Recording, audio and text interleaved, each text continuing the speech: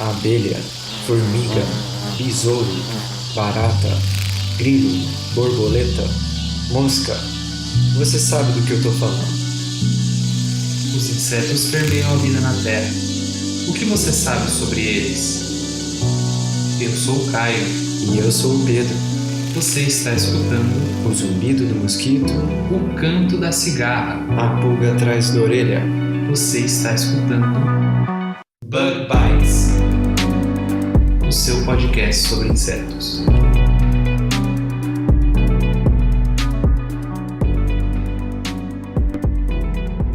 Seja muito bem-vindo a mais um Bug Bites. Falando diretamente da Toca do Besouro Studios. E se você está escutando a gente pela primeira vez, não esquece de assinar o nosso podcast. Como a gente já falou 1000 vezes aqui no nosso podcast, é muito fácil para você assinar ele aí no seu smartphone.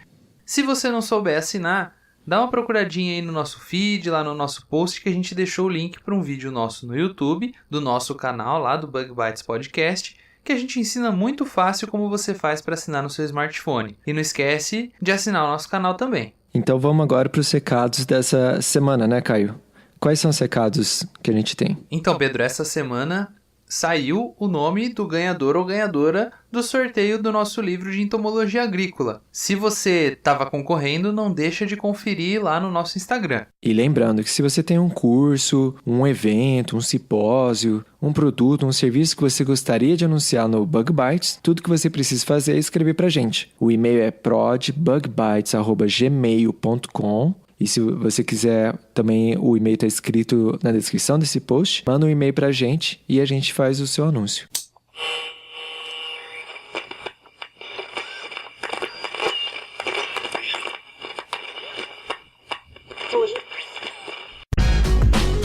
Atenção, ouvinte de podcast, temos um recado muito importante para você.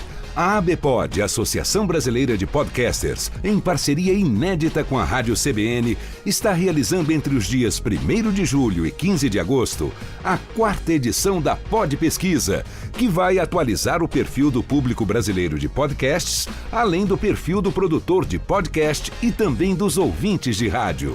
Acesse agora podpesquisa.com.br, preencha o questionário e participe dessa importante ação para um crescimento ainda maior do podcast no Brasil.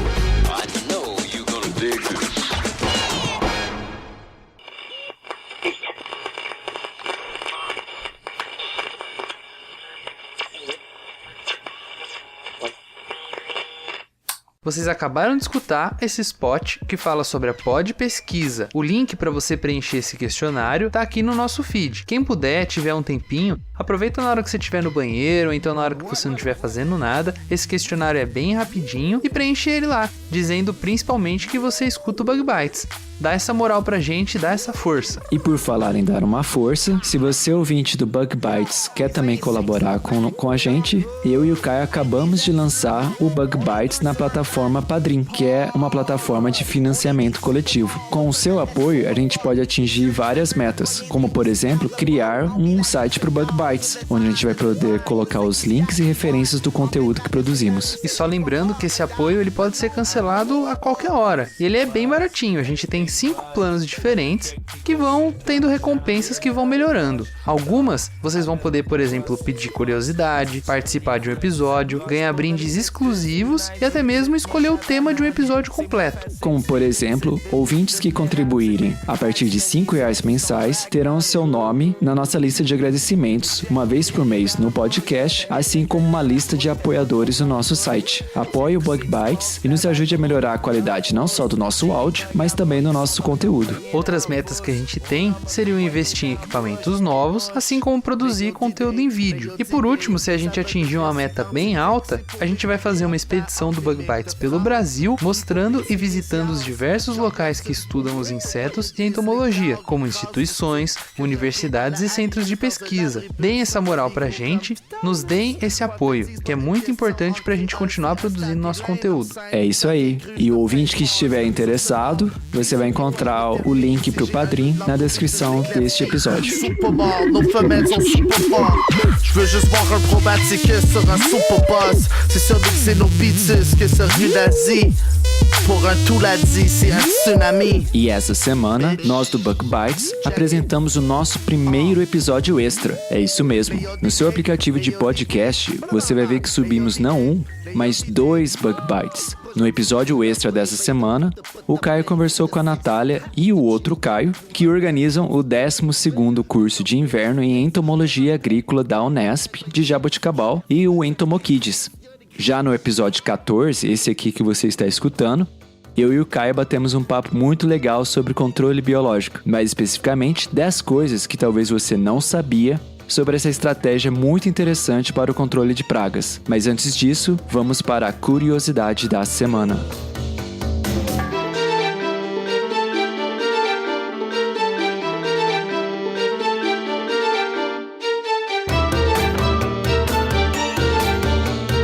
Vamos começar então a nossa curiosidade da semana. Quando a gente pensa em mosquito, né? Geralmente a gente pensa naqueles insetos que sugam sangue de pessoas. É isso aí, a maioria dos mosquitos que a gente conhece, eles se alimentam de hospedeiros que são vertebrados, mas essa era a maioria conhecida até hoje, né? Pois é, em pesquisa publicada no periódico Communications Biology, né, que é um periódico do grupo Nature, mostra que o cardápio dos mosquitos pode, de fato, incluir invertebrados. Foi isso que encontrou o Lawrence Reeves e todos os seus colaboradores nesse estudo que foi publicado agora no dia 12 de julho desse ano que a gente está agora, que é 2018. Até antes desse estudo, Caio, as únicas exceções de mosquitos que não se alimentavam de sangue provenientes de animais vertebrados eram algumas espécies que se alimentavam de secreções adocicadas de plantas ou até, Caio, de soluções adocicadas regurgitadas por formigas. Mas o que o Lawrence e os colaboradores encontraram foi que os mosquitos da espécie Uranotenia safrina, encontrados na região leste da América do Norte, eles podem ser observados se alimentando de anelídeos. Os pesquisadores eles coletaram várias amostras desses mosquitos dessa espécie lá na Flórida e analisaram o conteúdo estomacal para identificar qual que era o hospedeiro que eles estavam se alimentando. E o que eles encontraram é que 93% dessas amostras correspondiam a minhocas, hospedeiros minhocas, dominados pela espécie Sparganophilus tenescensis, que foi detectada em 60% das amostras. O restante das amostras, os 7% que restaram, foram identificados como um outro tipo de anelídeo, um grupo de sanguessugas de água doce. Além dessa evidência que foi obtida em laboratório, os pesquisadores também registraram algumas ocorrências de alimentação observada em campo, como mostram as fotos do artigo, que é de acesso aberto. Você pode conferir a publicação de graça, a gente vai deixar o link no nosso post para você dar uma conferida. São fotos muito legais. As fotos são muito legais mesmo, até porque é muito diferente, né? Você vê um mosquito sugando sangue de minhoca ou de sanguessuga, né? Nesse artigo, os pesquisadores também discutem a possibilidade de que a alimentação de sangue de anelídeos podem representar um estágio anterior à especialização em invertebrados, né? E por que eles pensam assim? Os anelídeos, de maneira similar a vertebrados, têm um sistema circulatório fechado. O sangue é distribuído por vasos, né? Tem um coração, ou no caso de anelídeos, pode ter até mais de um, né? E anelídeos também possuem até hemoglobina. Mas, por outro lado, os anelídeos eles não contam com um sistema imune tão sofisticado como o dos vertebrados. Existem até evidência de que as primeiras linhagens de Colicomorpha, que é a infraordem de insetos que inclui os mosquitos, eles se alimentavam de fluidos de outros insetos, que tem um sistema aberto de circulação bem diferente do sistema de circulação dos anelídeos e dos vertebrados. Sendo assim, os anelídeos eles podem ter possibilitado essa transição da alimentação de fluidos de insetos para o sangue dos vertebrados. Então essa história, além de ser muito interessante, né, por ser tão diferente, né, mosquito que se alimenta de minhocas, né, de sanguessugas, também é uma história interessante porque mostra como as minhocas, né, de uma maneira até sem querer, assim, podem ter possibilitado mosquitos se especializarem em chupar sangue de vertebrados. Então vamos agora para o episódio de hoje, que tá bem legal.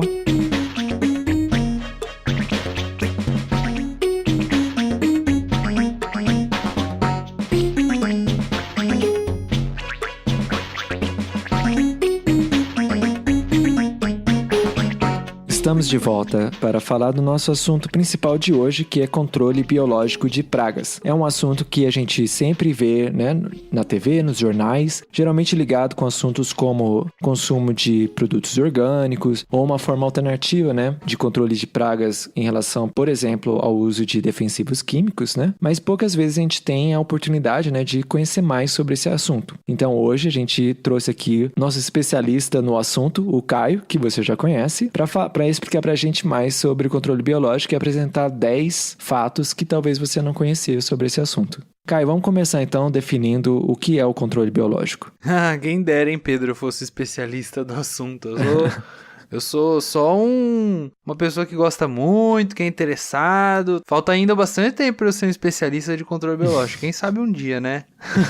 Bom, mas para quem não conhece o controle biológico de pragas, ele é uma das muitas alternativas que existem no manejo integrado de pragas para a gente estar controlando as pragas que ocorrem na nossa agricultura, né? No caso do controle biológico, ele procura controlar essas pragas, que vão ser pragas que vão causar danos econômicos às nossas culturas, através do uso de inimigos naturais. Nesse caso, os inimigos naturais eles podem ser macro ou micro. Eles são macro quando eles são outros insetos, quando eles são parasitoides, predadores, ou seja, são grandes organismos, grandes assim que a gente consegue ver com os nossos próprios olhos, né? E eles vão atacar essas pragas. Já os micro, eles são doenças que atacam essas pragas. Podem ser fungos, podem ser bactérias, podem ser vírus, por exemplo. É como se a gente usasse a natureza contra ela mesma. A gente vai lá na natureza, a gente procura um inimigo natural da nossa praga, a gente, de alguma maneira, tenta produzir em larga escala dentro do laboratório e a gente cria o nosso exército biológico para atacar a nossa praga que ataca as nossas culturas, né, Pedro? Além disso, existem diversos tipos de controle biológico, só que eu acho que esse papo é melhor a gente deixar para outro episódio, né, Pedro? Senão a gente vai se alongar demais, né? Sim, com certeza. Hoje a gente vai só dar uma pincelada no assunto. É isso aí.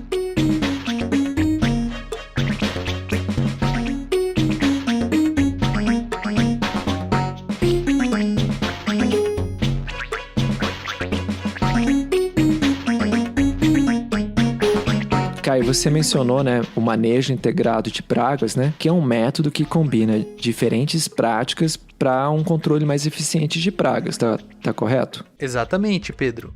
O MIP, ele é justamente o que o próprio nome dele diz, né? Parece assim, muito óbvio, né? Que é um manejo integrado de pragas, mas o que a gente costuma ver na agricultura, infelizmente, não é um manejo integrado.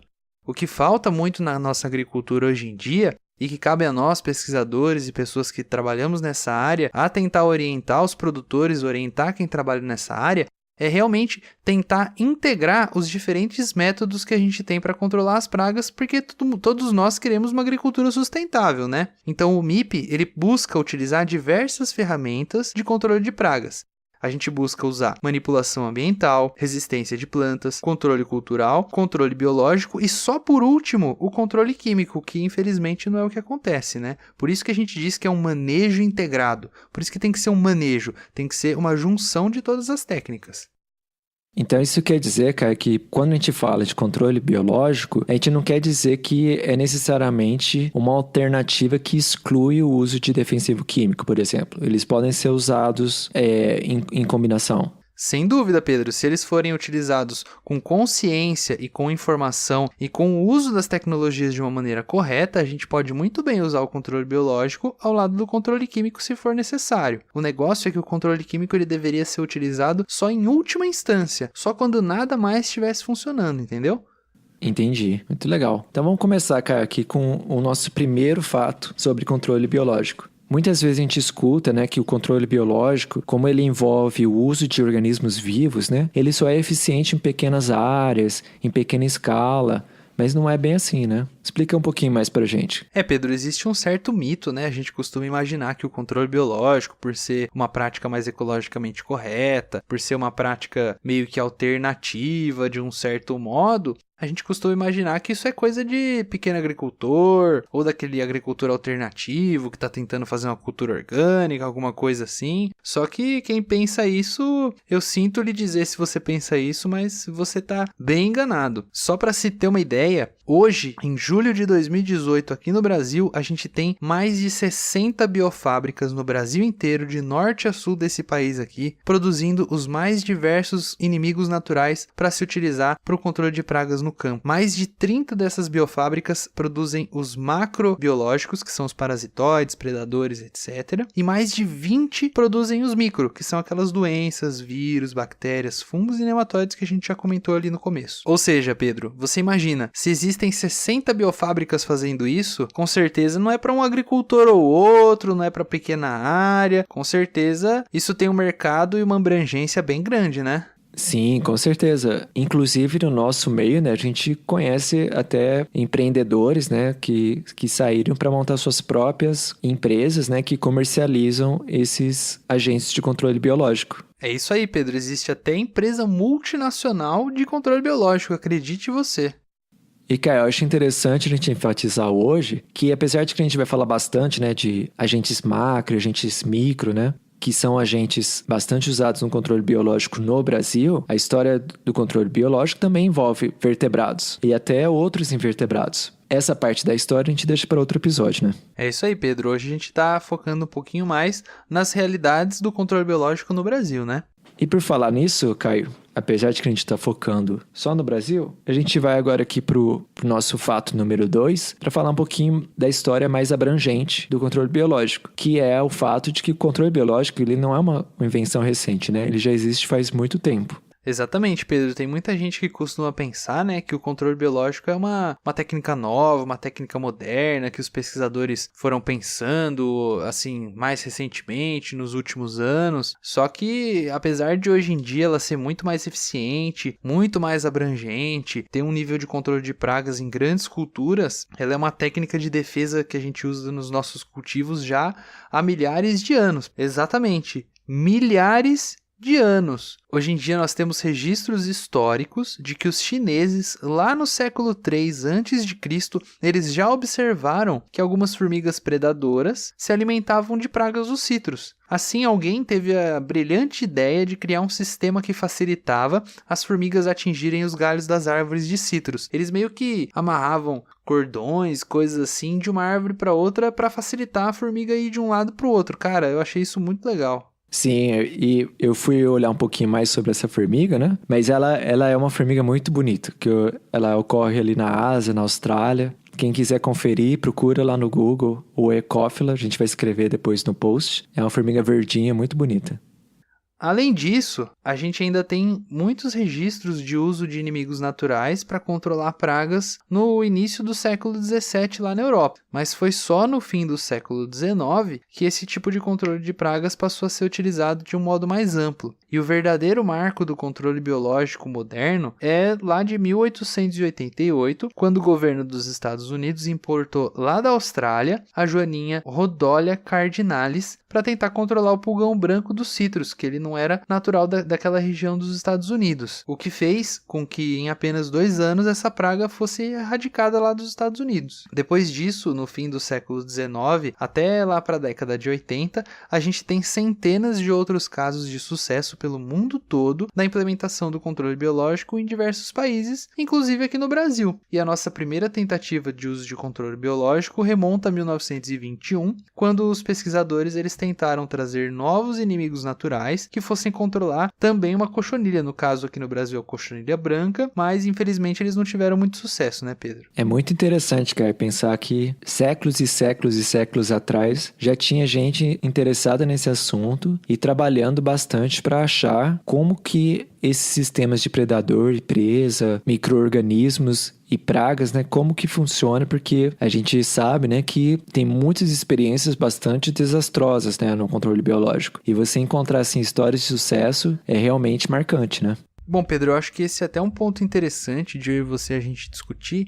Cara, você já parou para pensar que a gente tá aqui em 2018 usando uma tecnologia que o ser humano já aprendeu a usar lá no século 3, cara? Isso é muito legal, isso mostra o quanto a gente vai desenvolvendo as tecnologias, a gente vai aprendendo a usar as coisas que a gente descobre. Isso é muito fantástico, a gente vai aprendendo a desenvolver, a melhorar as tecnologias. A gente sempre acha que quando a gente descobre uma determinada tecnologia, ela vai ser imutável, ela vai ser fantástica, ela não vai ter problema nenhum, e muitas vezes a gente descobre que uma tecnologia que a gente criou, ela é ruim, ela precisa ser melhorada, ou então ela tem como ser mais eficiente, tem como ser mais sustentável. Eu acho isso incrível, cara. Como o ser humano é capaz de ainda se adaptar e adaptar às suas próprias tecnologias. Sim, com certeza, Caio. É muito interessante, né? Essa comparação, assim, da tecnologia que a gente desenvolve, né? Usando defensivos químicos, né? Procurando aquela substância que vai ser mais eficiente em controlar uma praga, comparado com os sistemas biológicos, né, que são selecionados por milhões de anos por seleção natural, né, e a gente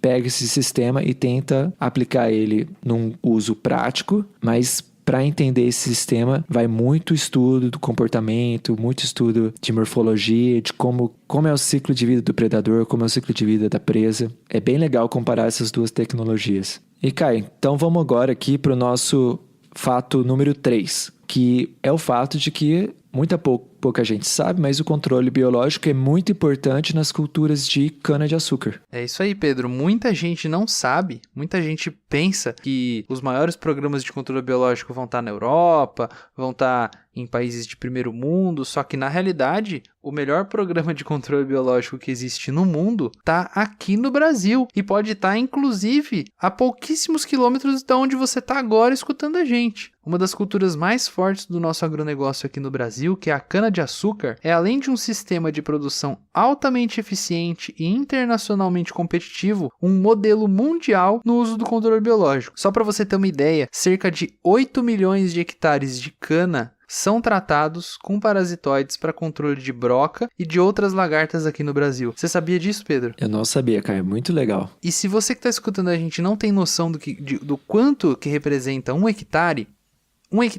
é mais ou menos o tamanho de um campo de futebol. Ou seja, a gente tem 8 milhões de campos de futebol de cana plantados no Brasil, tratados com controle biológico. O controle ele é tão eficiente que é muito comum as usinas possuírem as suas próprias biofábricas de produzir insetos que vão lutar contra os outros insetos. E além disso, sem levar em conta a cana-de-açúcar, a gente tem outros 12 milhões de hectares no Brasil, que na soma de muitas outras culturas, como culturas hortícolas, como soja, como milho, fumo e eucalipto, eles usam diversos outros inimigos naturais para controlar as pragas. O Brasil é sim pioneiro no uso de tecnologias sustentáveis e ecologicamente corretas para controlar a praga. Muito legal, Caio. Mostrando aí o Brasil sendo destaque no uso da tecnologia, né, de controle biológico, e ilustrando mais uma vez, né, como é importante a aplicação de recursos na ciência, né, e desmistificando, né, pessoas que, por exemplo, acham besteira, né? Se estudar insetos, né? Se estudar como que a borboleta nasce, como que ela cresce, como ela morre, ou a taxonomia, todas essas ciências que estão todas envolvidas, né? Nesse produto final que é aplicado, né? No controle biológico, tudo financiado, né? Pelo governo, né? Pelas instituições de fomento à ciência.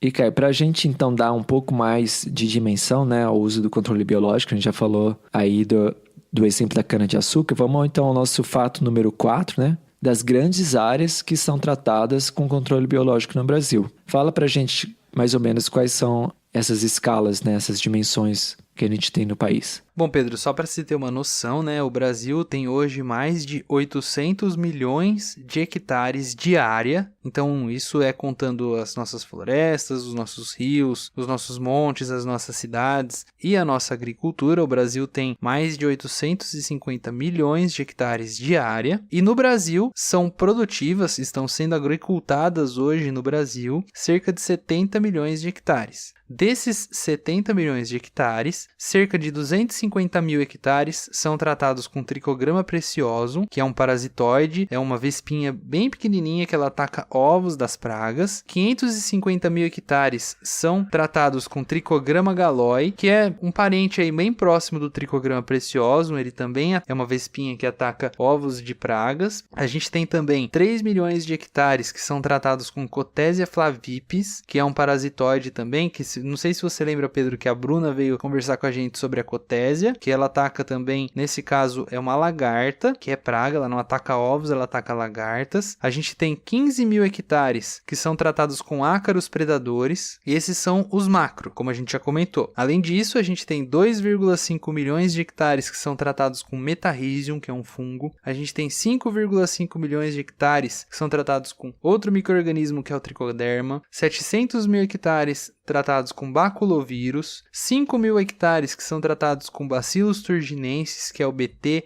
que é o mesmo que a gente usa para fazer as plantas BT, que são geneticamente modificadas, e 1,2 milhões de hectares com Bovéria baciana, que é também um fungo. E, Kai, todos esses dados, né, que você mencionou, são dados de 2016, né? Isso aí, Pedro, esses dados são de 2016, o que quer dizer que esses dados devem ser bem maiores agora em 2018, porque o controle biológico só cresce no Brasil e no mundo. E a gente vai deixar a referência, né, de onde saíram esses dados no nosso post desse episódio, né? Com certeza, Pedro. Todos os dados que a gente comenta, a gente discute aqui no Bug Bites, ficam sempre lá no nosso post, todas as referências do que a gente está conversando aqui. Muito bom, Caio. Então vamos agora para o fato número 5. Vamos conversar sobre o mercado mundial de controle biológico. Que parcela do mercado, Caio, que o controle biológico representa no mundo? Bom, Pedro, para você ter uma ideia, a Europa, ela absorve cerca de 30% do mercado mundial de controle biológico e o Brasil não está muito atrás assim. O Brasil, junto com os outros países da América Latina, eles consomem cerca de 13% dos produtos biológicos que são consumidos no mundo. Só que a gente tem que lembrar também, Pedro, que as tecnologias da agricultura utilizadas no Brasil são bem diferentes das tecnologias utilizadas lá na Europa. Lá na Europa, a gente tem uma agricultura que a gente fala que é a agricultura de greenhouse, que é uma agricultura de estufa. É muito mais fácil você tomar conta de uma estufa, que ela tem temperatura controlada, ela é um local fechado, ela não é um local aberto, você consegue controlar todas as intempéries que vão ter lá dentro. Então, é muito mais fácil de você usar o controle biológico dentro de uma greenhouse, dentro de uma estufa, que é o caso que acontece mais lá na Europa, que as áreas são muito pequenas, do que aqui no Brasil. Aqui no Brasil a gente tem uma agricultura tropical, por isso que a maioria da nossa agricultura aqui no Brasil são monoculturas, porque a gente está falando de escala. Então isso torna o uso do controle biológico um desafio muito grande. A gente precisa desenvolver tecnologias e maneiras de usar o controle biológico para a nossa agricultura tropical. A gente costuma comparar muito. Na Europa se faz isso, se usa aquilo, no Brasil deveríamos usar a mesma coisa, deveríamos fazer a mesma coisa, mas, cara, são agriculturas muito diferentes. Tem certas coisas que são muito fáceis para se fazer em estufa e tem certas coisas que são muito fáceis para se fazer em agricultura tropical. Por exemplo, plantar soja é muito bom aqui no Brasil, é muito eficiente, você consegue produzir em escala com um preço muito legal. Agora, vai tentar plantar soja em uma estufa e vai ver se você vai sobreviver. Não vai conseguir, porque o preço da soja é muito barato, você precisa produzir soja em escala. Então esse é um dos grandes desafios para nós aqui no Brasil, produzir controle biológico para nossa agricultura tropical, para nossa realidade. Só para você ter uma ideia, Pedro, do mercado mundial de controle biológico, hoje a gente tem mais de 265 espécies disponíveis no mercado mundial para uso no controle biológico de pragas na agricultura. Aqui no Brasil, a gente tem mais ou menos 170 produtos biológicos que são registrados. Lembrando que não é só porque são 265 espécies disponíveis no mundo que a gente pode usar no Brasil. Tem todo um teor de legislação, de registro dentro do nosso país. Existem também produtos que funcionam em outros países e não funcionam no Brasil porque eles são específicos para uma determinada praga. Então tem muita coisa assim. A gente ter 170 produtos no Brasil é um número bem representativo.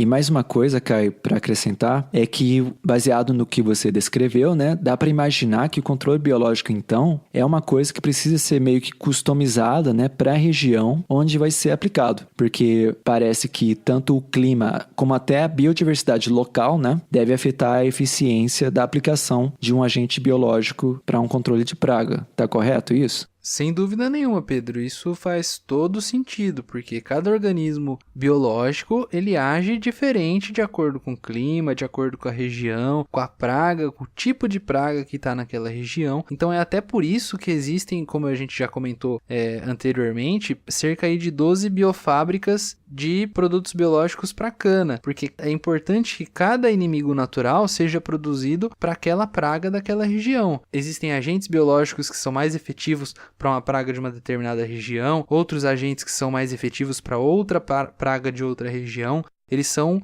bem específicos, né? Então, é importante haver sempre essa preocupação de você estar usando o seu agente que é mais eficiente para aquela praga que você tem naquela determinada região, né? Além disso, Pedro, existe toda o agroecossistema que está envolvido em uma determinada região, né? Podem existir inimigos naturais, os próprios inimigos naturais, então aí você pode ter que liberar mais inimigos naturais naquela região. Podem existir outros insetos que vão estar atacando o seu cultivo, que vão estar entrando em relação com esses insetos, então tem toda essa parte ecológica, esse aspecto ecológico, que é por isso que a gente tem que ter sempre muita pesquisa, muita responsabilidade na hora que a gente vai usar essas diferentes tecnologias, né? Porque senão a gente vai poder falar assim, o controle biológico não funciona. Não é que não funciona, é que talvez ele não tenha sido utilizado de uma maneira que fosse aumentar a eficiência dele naquele local. Muito interessante, Caio. Mostrando aí, então, mais uma vez, né, como que a ciência básica funciona aí como alicerces da ciência aplicada, né?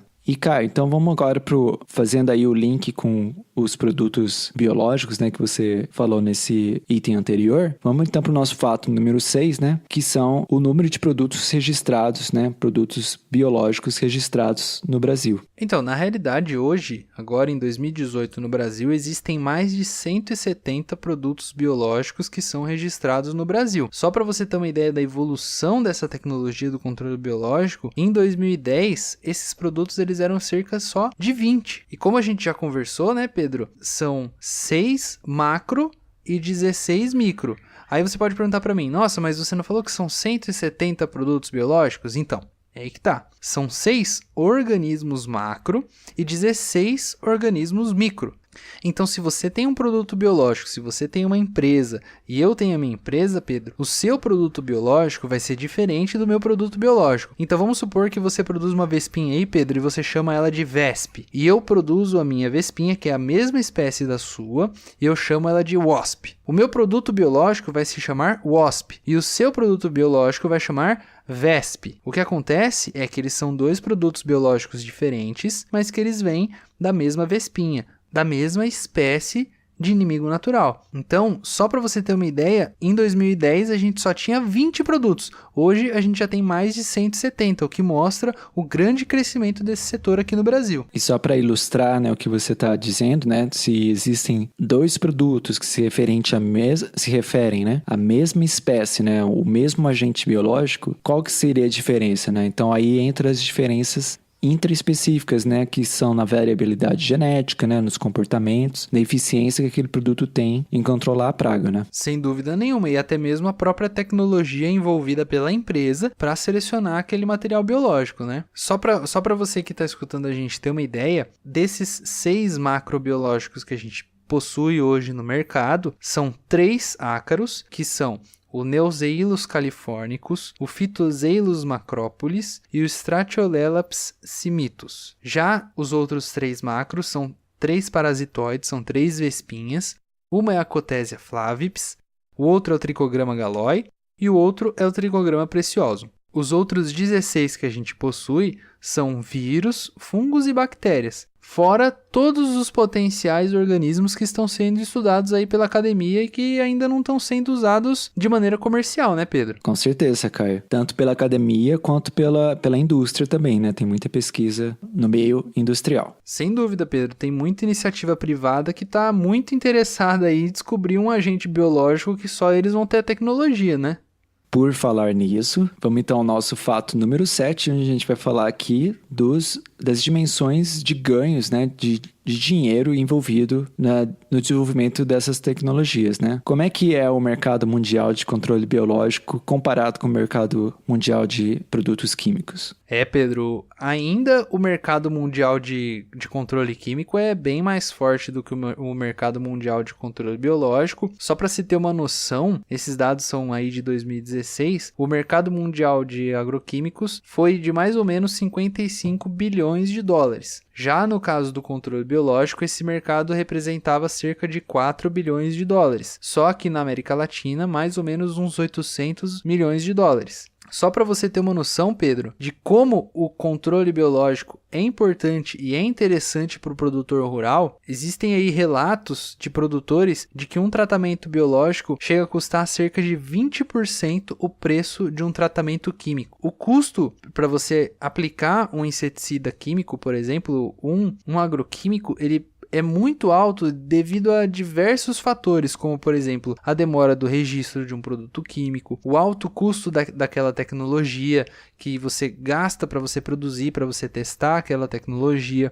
Existe também o problema da queda de patente, então eles colocam um preço muito alto nesse produto porque eles querem recuperar o dinheiro que eles gastaram para produzir ele, né? Além disso, existem diversos outros problemas que a gente não vai estar conversando hoje, talvez um próximo episódio, que é, por exemplo, a resistência que pode causar os defensivos químicos, a toxicidade a outros insetos que a gente não queria que eles atingissem, a inimigos naturais, por exemplo, ou então até o mau uso do agricultor ou das pessoas que não estão muito informadas de como usar aquela tecnologia, né? Com certeza não deixa de ser, né, um negócio muito rentável, né? O controle biológico, 4 bilhões, 800 milhões só na América Latina é bastante dinheiro, né?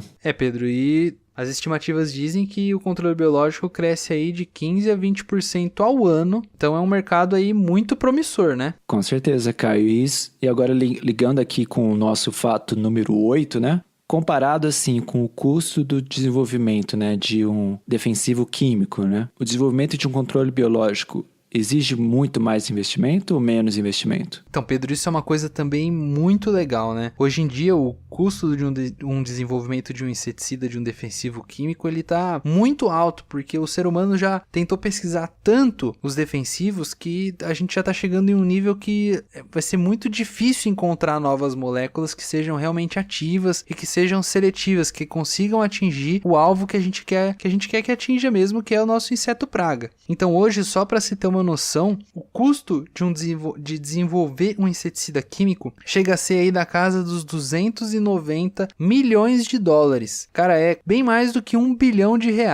Já para se desenvolver um organismo geneticamente modificado, ou aí um transgênico, chega a custar cerca de 125 milhões de dólares. Se a gente colocar aí o dólar a uns R$4, é quase 500 milhões de reais, cara. É muito dinheiro. Agora, quando você compara todos esses custos para o custo de desenvolvimento de um produto biológico, é de 2 a 10 milhões de dólares. Você acredita nisso? Chega a ser 10% o custo do desenvolvimento de um organismo geneticamente modificado, dando aí de 8 a 40 milhões de reais. Não é à toa que muitas das grandes empresas químicas, inclusive, estão aí tentando comprar outras empresas, ou então estão tentando desenvolver a sua área de controle biológico, né, Pedro? Eles também querem angariar um pouquinho desse mercado, né? Com certeza, Caio. E voltando ao ponto que você já fez, né? Só para enfatizar um pouco mais, né? O desenvolvimento de inseticida é tão caro, e um dos motivos, ou alguns dos motivos, são que os insetos são muito bons, né, em desenvolver resistência, especialmente, né, quando a aplicação do inseticida é feita de maneira inadequada, né? E fica nessa corrida, né, de procurar uma nova molécula que é mais eficiente do que a anterior e que respeite algumas regras, né? Que, como você falou, né, não basta apenas ser muito bom em matar o inseto, porque você também não quer matar tudo que está ao redor. Então tem que ser muito específico, né? Não só ao inseto em comparação com os vertebrados ou outros animais, né? Mas também o inseto em relação a outros insetos, né? Que você também não quer causar um desequilíbrio nos ecossistemas vizinhos aos campos de agricultura. É isso aí, Pedro. Tudo isso faz com que o desenvolvimento de novos inseticidas mais efetivos, mais sustentáveis, se torne aí, às vezes, até muito inviável, né? Nossa, muito legal, Caio. Especialmente esse contraste, né, de como que é tão caro produzir um defensivo químico em comparação a um produto biológico, que em muitos casos é uma maneira bem eficiente de controlar pragas. Por falar nisso, Caio, vamos ao nosso fato número 9, né? Que a gente está falando aqui do uso, né, da aplicação de organismos, né, para controlar outros organismos, né? Mas fica a dúvida, como é que você faz isso, né? Você cria os insetos numa biofábrica, num laboratório, e aí eles vêm todos assim numa gaiolinha, você abre a portinha, eles saem voando e começam a predar todas as pragas na sua lavoura? Pedro, essa daí é uma pergunta muito interessante. A gente vai até tentar trazer uma pessoa para conversar um pouquinho mais sobre isso, mas eu já vou adiantando para vocês que essa é uma das coisas assim mais fantásticas, mais empreendedoras que existe no controle biológico, que é a aplicação desses seres vivos, né? A gente fica imaginando, cara, como que a gente vai lá, produz um organismo eficiente, produz o nosso exército de insetos contra os outros insetos, só que como que a gente aplica, né? Cara, existem tecnologias que estão sendo desenvolvidas para aplicar insetos, por exemplo, com drone. O pessoal desenvolveu uma capsulinha de papel, que dentro dessa capsulinha de papel ela é furadinha, e eles deixam os insetinhos todos adormecidinhos lá dentro, e o drone vai, tudo georreferenciado, dentro da área lá que ele precisa liberar aquela quantidade correta de insetos, e ele libera o tanto que é necessário para cada área, ou seja, uma coisa super eficiente. Além disso, existe também liberação manual, então o pessoal pode colocar os insetos dentro de copinhos, e, por exemplo, copinho biodegradável, copinho de papel, deixar dentro da área. Existem também, quando é em estufa, recipientes que eles criaram, que eles colocam o inseto junto com serragem, com diversos materiais, para que os insetos possam se mover entre as plantas, ou então que eles ficam no substrato e sobem até a planta e vão atrás do inseto que eles vão se alimentar ou então que eles vão atacar. Existem cartelinhas que o pessoal pode deixar do próprio ovinho que foi parasitado, e aí 1-2 dias depois o ovinho parasitado emerge aquele parasitoide que vai atacar outros insetos. É assim, um mundo completamente diferente, tecnologias completamente diferentes, e ao contrário do que muita gente imagina, muito mais tecnificado e muito mais tecnológico do que muita gente acredita que uma fazenda possa ser, viu, Pedro? Muito legal, Caio, porque acho que muita gente, né, imagina, né, a aplicação, por exemplo, de defensivo químico, né? Lembra aquelas imagens da TV, né, onde o avião passa bem baixinho, né, soltando o inseticida, né? Ou então o pessoal com os borrifadores, né, que vão na plantinha borrifar o inseticida, né? E você, dos exemplos que você deu, né, dá para ver que a variedade de técnicas utilizada para se liberar um agente de controle biológico é bem grande, né? E bem, assim, diferente, né? Você, obviamente, não vai borrifar insetos na sua lavoura, mas o uso de drone, o uso de avião é muito, muito legal. Pedro, mas para falar a verdade para você, tem produtor que tá usando até pulverizador para aplicar inimigo natural de inseto, viu? Ah, é?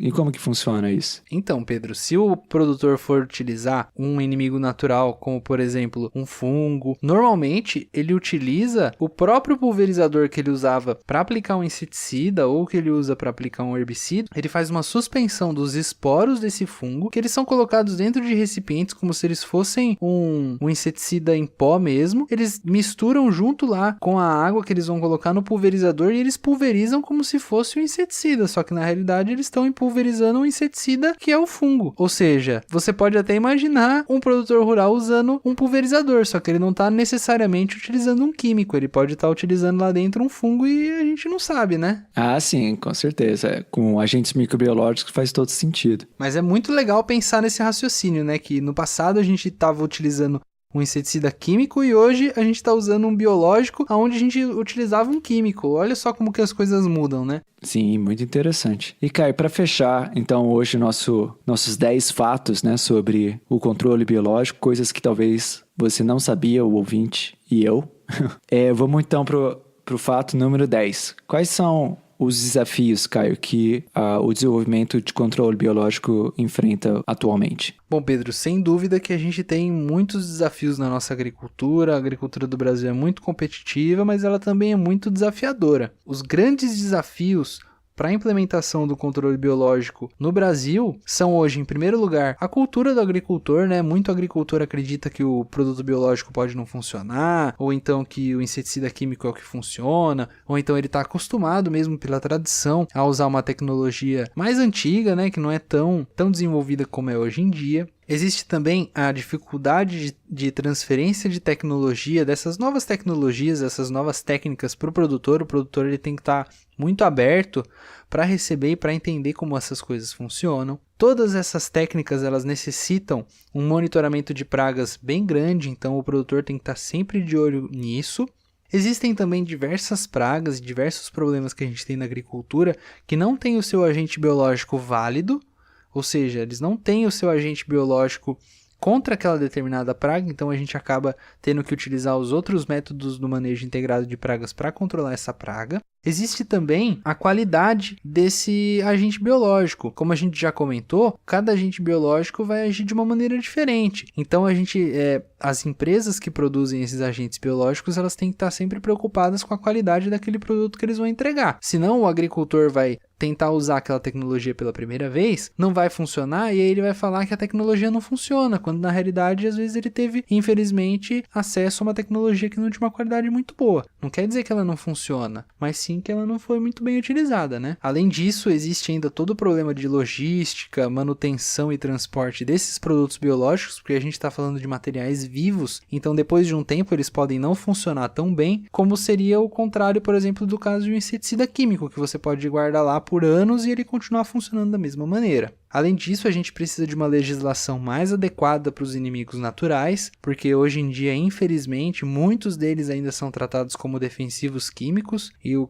que não é uma realidade, né? Existe também a necessidade do uso pelo agricultor e por quem atende, quem auxilia o agricultor a utilizar produtos químicos que sejam mais seletivos, que busquem não matar e não alterar o agente biológico, né? Então, se você aplicar um inseticida que mata o seu agente biológico não vai funcionar. Além disso, existe também a disponibilidade de tecnologia, né? Essa tecnologia, as tecnologias de aplicação dos produtos biológicos, os próprios agentes biológicos, eles precisam estar disponíveis para o agricultor usar. O agricultor precisa compreender e estar ciente do dinamismo da agricultura, como as coisas estão relacionadas, como os ecossistemas estão relacionados com a própria agricultura, para ele poder implementar o controle biológico. Caso contrário, nada disso vai fazer sentido para ele. E existe também o uso das plantas transgênicas que vão poder auxiliar na implementação do controle biológico, porque as plantas transgênicas elas são muito específicas, elas vão atacar o organismo alvo e não o nosso agente biológico. Então, o uso correto das plantas transgênicas também pode auxiliar a implementação do controle biológico. Nossa, são desafios nada triviais, né? São bastante desafiadores esses desafios. Isso aí, Pedro. São desafios muito desafiadores. Mas é como o professor Parra, daqui da Exalc, costuma dizer pra gente, né? Para o controle biológico, o equilíbrio entre a pesquisa básica e a pesquisa aplicada, seguidas da transferência da tecnologia ao agricultor, são fundamentais para o avanço dessa importante tática de controle de pragas no Brasil.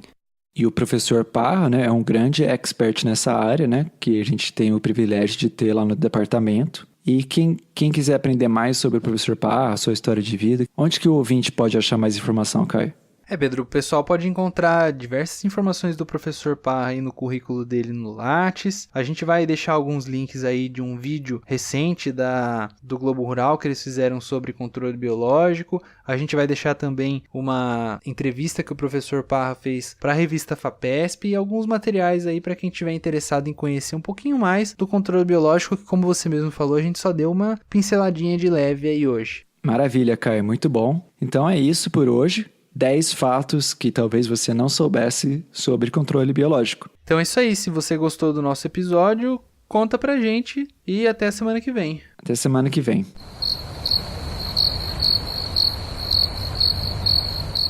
Estamos de volta então com a nossa participação dos ouvintes. E Caio, o que a gente tem para essa semana?